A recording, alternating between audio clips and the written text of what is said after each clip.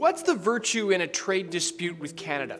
House Majority Leader Kevin McCarthy has some ideas. If you're talking about Canada, look what they do when it comes to our dairy products. Look what our wine cannot sit on their supermarkets. Does Canada really keep U.S. wine from sitting on its supermarket shelves?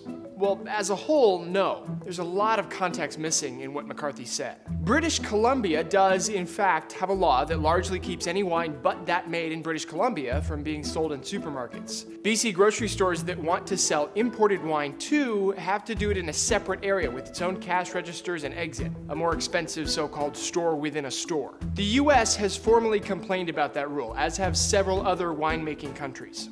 Other rules that US winemakers think are unfair are in place in Ontario and Quebec too. But the BC wine-only restriction only applies in one of Canada's provinces. And people can buy wine from more than just grocery stores. Experts say government-run liquor stores are probably the main source of wine for Canadian connoisseurs. Plus, the US still ranks first among all nations in the dollar amount of wine brought into Canada. So picking out that rule from British Columbia and making it seem as though it's a countrywide embargo is very misleading.